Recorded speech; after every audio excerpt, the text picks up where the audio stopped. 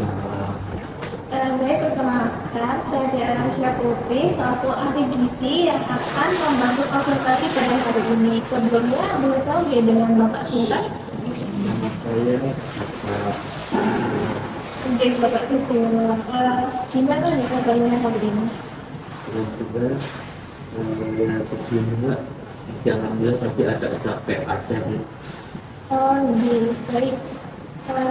Terima kasih sudah datang hari ini dari data yang saya terima nih. Apakah benar nih Bapak ini konsultasi terkait kondisi berat badan dan keluhan seperti mudah lelah ya Pak?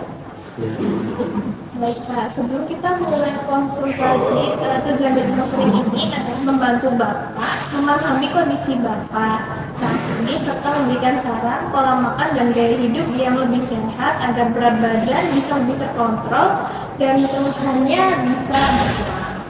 Konseling ini akan berlangsung sekitar 15-20 menit. Nanti Bapak boleh tanya kapan aja jika ada yang kurang jelas ya Pak. Apakah Bapak bersedia untuk mengikuti konseling hari ini? iya betul ya. Baik. Sebelum itu saya ingin konfirmasi Pak, dari data ini apakah benar ya Bapak tercatat berat badannya itu sekitar 92 kg dengan tinggi badan 170 cm. Iya Mbak, itu terakhir saya timbang segitu. Dari data tersebut saya sudah menghitung ya Pak. Jadi indeks massa tubuh atau IMT Bapak itu sekitar 31,8 kg meter persegi. Nah, nilai itu tuh termasuk kategori obesitas Pak. Jadi artinya berat badan saat ini tuh sudah berada di rentang atas ideal. Oh begitu ya Mbak. Gitu, jadi kondisi ini tuh berkaitan dengan keluhan yang Bapak rasakan seperti mudah lelah, cepat keringat, dan merasa tidak nyaman di area perut. Nah, selain itu penumpukan lemak, terutama di bagian bawah perut sini ya Pak, ini tuh juga perlu kita perhatikan karena dapat meningkatkan resiko gangguan kesehatan jika tidak ditangani dengan baik. Nah, tapi tidak perlu khawatir Pak, kondisi ini masih bisa diperbaiki dengan pengaturan pola makan dan aktivitas fisik yang secara bertahap. Sebelum itu, saya ada apa? Nah, di sini berjudul pengaturan pola makan gaya hidup pada obesitas. Sebelum itu, apakah Bapak sudah tahu ya apa itu obesitas? Kurang tahu detailnya. Bisa saya jelaskan di sini. Nah, pada obesitas, menurut Kemenkes RI, obesitas merupakan ketidakseimbangan asupan energi dengan energi yang digunakan, ditandai dengan adanya penumpukan lemak yang abnormal. Jadi, lemaknya itu terlalu banyak Pak di sekitar bawah perut. Gitu. Jadi, itu bisa mempengaruhi gerak tubuh Bapak secara terbatas. Nah, tadi tenang aja Pak. Jadi, tujuan dietnya ini adalah menurunkan berat badan secara bertahap, tidak langsung gitu. Jadi biar bapaknya tuh nggak kaget. Terus mencapai berat badan ideal, meningkatkan kebugaran, mencegah risiko penyakit. Kan bahaya ya Pak jika misalnya nih bapak lagi sehat ya, terus tiba-tiba kena diabetes, hipertensi kan bahaya sekali ya Pak, bisa mengancam nyawa juga. Terus ini ada prinsip dietnya yaitu ada defisit defisit energi. Kurangi makanan tinggi lemak dan gula, makan 3 kali teratur utama dan 2 kali selingan, perbanyak serat dan minum air putih. Nah, tapi Bapak jangan khawatir, misal Bapak ini bingung apa sih makan yang boleh dianjurkan. Itu juga dijelaskan Bapak di info yang bisa karbohidrat kompleks, terus seperti nasi merah, oatmeal atau kentang rebus.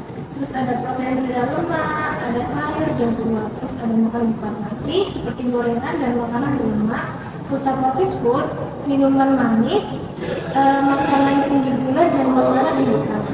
Ini pada contoh umumnya juga boleh siapa Pak? Ya, saya saya baca. Jadi ada beberapa hal yang bisa Bapak mulai lakukan. Itu antara lain misalnya nih mengurangi makanan yang digoreng dan tinggi lemak, terus membatasi minuman manis, memperbanyak konsumsi sayur dan buah, mengatur pola makan, dan mulai rutin melakukan aktivitas fisik ringan seperti jalan kaki.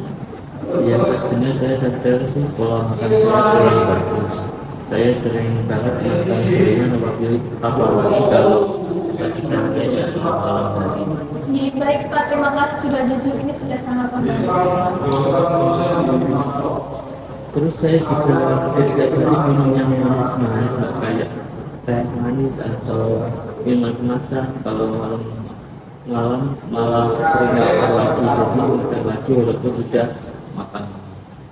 Oke Pak, baik. Jadi memang ada kebiasaan makanan berlebihan, terutama di malam hari ya. Iya, soalnya saya juga sering kadang nggak bisa tidur, jadi malah ngemil atau pesan makanan. Baik Pak, kebiasaan begadang itu memang bisa memicu rasa lapar dan keinginan makan, terutama untuk memenuhi kalori. Iya, jujur saya juga jarang olahraga, paling cuma aktivitas biasa saja, selebihnya duduk terus. Baik Pak, dari yang Bapak ceritakan, memang ada beberapa faktor yang berkontribusi terhadap kondisi Bapak, seperti pola makan tinggi lemak dan gula, kebiasaan makan malam, kurang aktivitas fisik dan begadang. Tapi kabar baiknya nih Pak, semua kebiasaan ini tuh masih bisa kita perbaiki secara bertahap, jadi nggak langsung berubah drastis, kayak pelan-pelan tapi konsisten. Iya, saya mau coba sih soalnya udah tidak nyaman juga badan saya. Iya Pak, jadi supaya Bapak tidak bosan dengan menu dietnya, saya juga sudah menyiapkan daftar makanan makanan nih Pak. Ini juga bisa membantu memilih makanan yang lebih bervariasi, tapi tetap sesuai dengan kebutuhan gizi. Jadi di daftar makanan ini bisa dikelompokkan berdasarkan kebutuhan gizinya Pak. Misalnya Bapak bosan ya dengan nasinya, itu dan Bapak bisa dengan beras atau bihun atau biskuit. Terus ini juga Bapak bisa nih, kan sekarang Bapak kan obesitas, jadi memerlukan protein yang rendah lemak. Nah ini ada Pak contohnya seperti cumi-cumi, terus daging asam, seperti itu Pak. Terus di sini juga ada nabati Pak, misal Bapak ini bosan dengan tempe dan lain-lain itu bisa dikasih dulu Pak, silakan. Jadi harus itu aja ya. Iya betul sekali Pak, justru dengan variasi Bapak bisa lebih mudah menjalani pola makan yang sehat. Baik Pak, sebelum kita akhiri saya ingin memastikan kembali apakah penjelasan tadi sudah dipahami dengan baik? Sudah juga, jadi saya harus mengurangi gorengan sama kandungan, terus minum manis juga dikurangi. Baik Pak, terima kasih sudah bagus sekali. Terus juga olahraga ringan Pak, kayak jalan kaki dulu sama nggak begadang lagi biar lapar terus. Wah, benar sekali Bapak sudah paham dengan baik ya ternyata dari beberapa saran tadi. Kira-kira perubahan apa nih yang paling siap Bapak lakukan terlebih dahulu? Kayaknya saya bisa mulai dari mengurangi manis dulu sama gorengan, Mbak, soalnya itu yang paling sedikit. Ya Pak, baik. Itu adalah langkah yang bagus dan realistis. Terus saya juga mau mencoba jalan kaki, memicu rata pagi walaupun sebentar aja.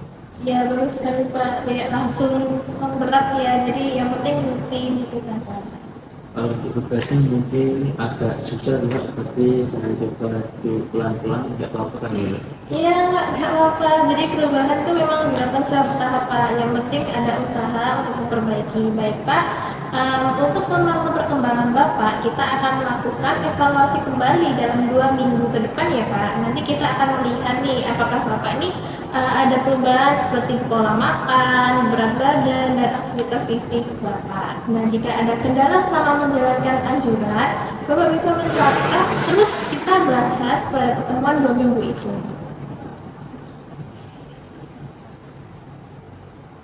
Ya, Mbak, saya kesedihan nanti begadang kembali dalam 2 minggu yang akan datang. Baik Pak, terima kasih atas waktu dan keterbukaannya hari ini. Saya sangat menghargai usaha Bapak untuk memulai pola hidup.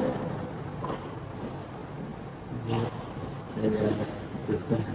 Ya baik, semoga dengan perubahan yang dilakukan, kondisi Bapak bisa semakin membaik dengan tubuh terasa lebih ringan. Sampai jumpa di pertemuan berikutnya nih Pak. Semangat ya menjalankan dietnya.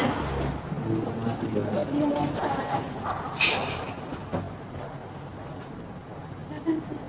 Dan juga dijawab Pak.